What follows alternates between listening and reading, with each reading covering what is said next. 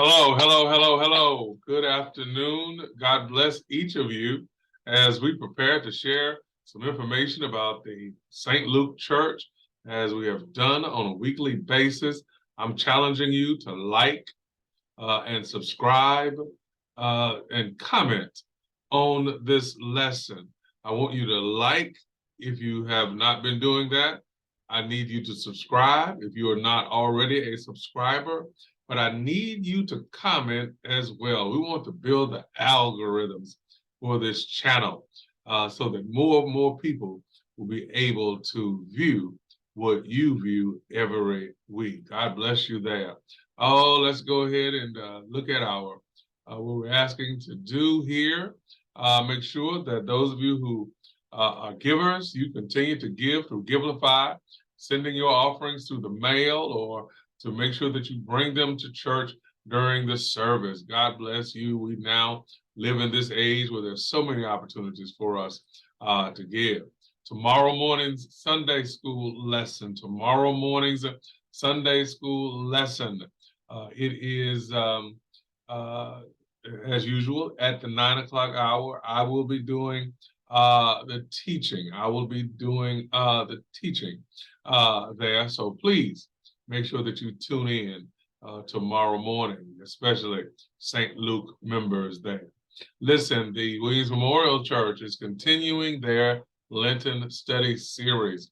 This week, Pastor Donna Brooks, March 22nd, Bishop Sylvester Williams, and March 29th, the pastor will be doing the teaching there at noon each Wednesday, And you see here on the screen the meeting ID and the passcode. Make sure that you participate with them. Let's see these birthdays. Peaches, Rosetta Strickland, happy birthday. Willie Ned Jr., God bless you. Reverend Pastor Donnie Ned, Sierra Thomas, Sierra, God bless you. Quincy Morgan, Sergeant Major Harris, Jan Ned, Marjorie Bell, God bless you. Miss Bell and Miss Brenda Pinnell, Doc Pinnell's sister there. We certainly wish you a happy birthday. Thank you very much for your kindness when you are here at the St. Luke Church. Amen. Listen, once again, we are in person. We are in person here at the St. Luke Church every Sunday morning at 11 o'clock. You may check us out on YouTube. You may view us on Facebook, but I want you to like, subscribe, and comment on these videos as it allows the algorithm to spread far and beyond the regular viewers.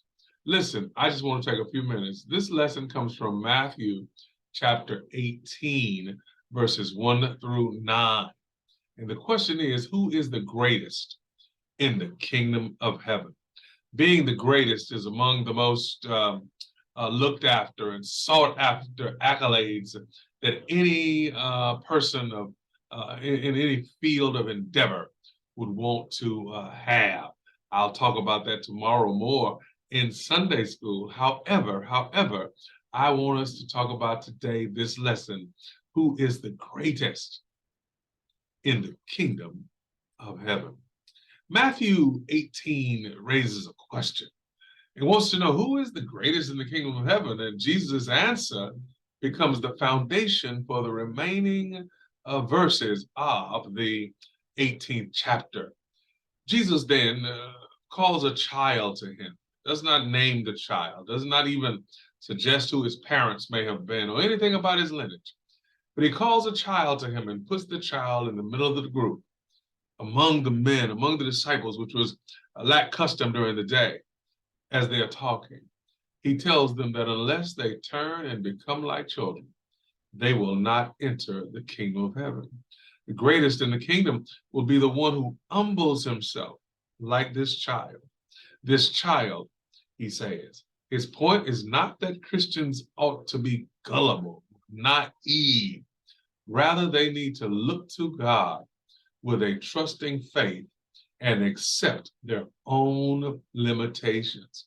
That's what God is requiring of us, that we trust him through faith, that we find ourselves coming to him at his call because we are trusting of him. Those who support and guide other spiritual children are serving God. But those who lead believers astray, oh my God, can expect a harsh judgment. We'll see that in the text. There, another time in Luke 22, when the question is asked, who is the greatest?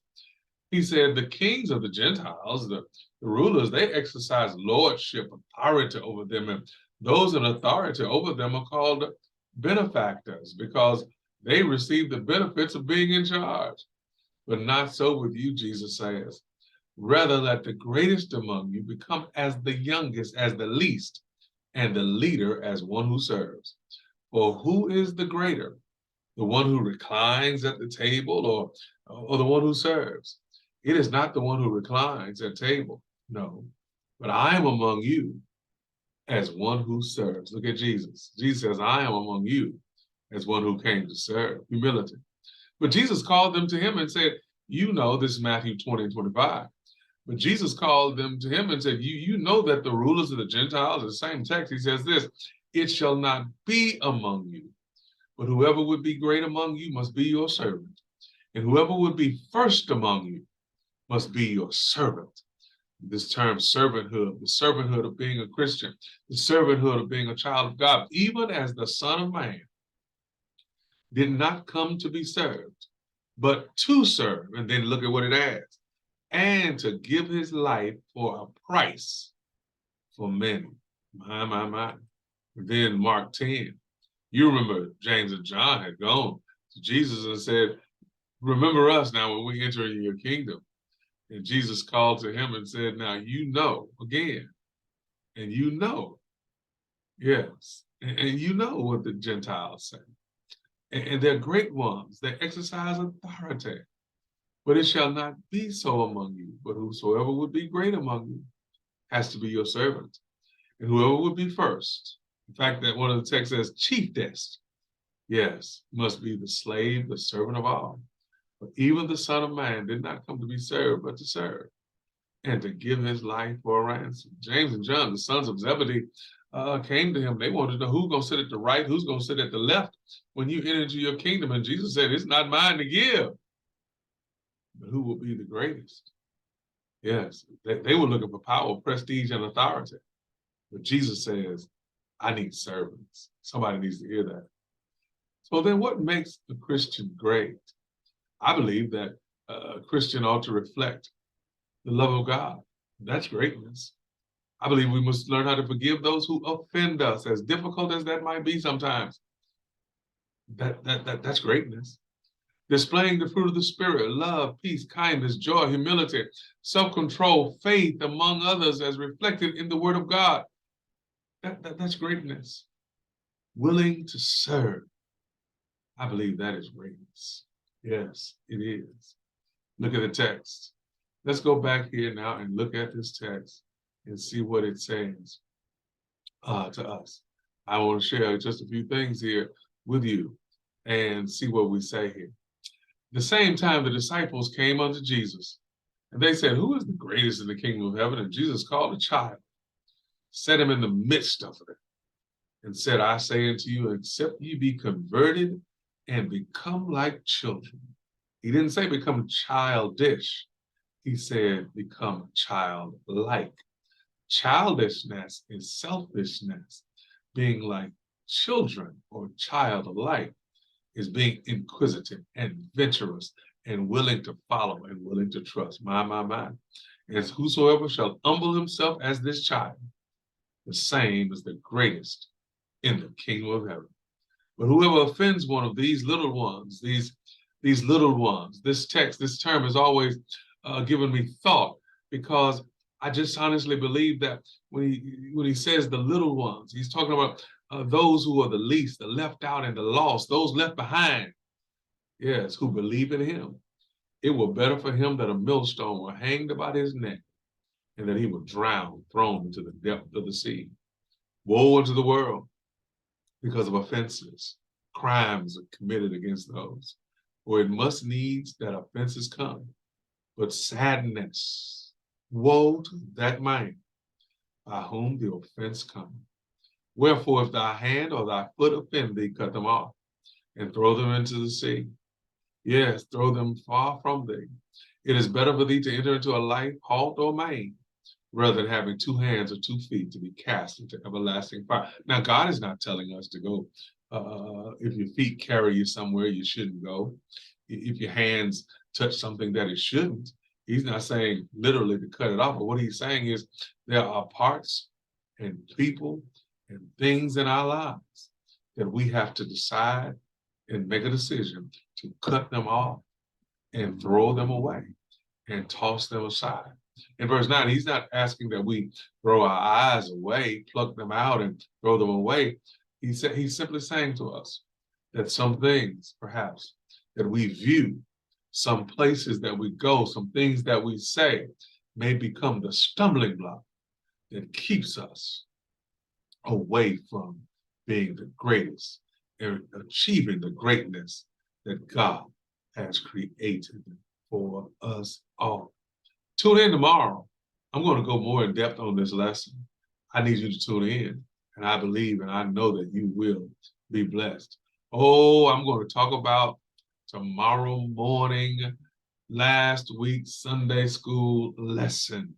The prodigal son lesson is a great lesson. It is a great story. It is a great archetypical story of God's forgiveness. Tomorrow at 11 o'clock, you don't want to miss. I'm going to preach tomorrow from the house to the hall pen. Ooh, I already know there's going to be a word. You don't want to miss it. Don't forget, like, subscribe, and leave a comment for this lesson and tomorrow. God bless you and God keep you, definitely is my prayer. Thank you so kindly.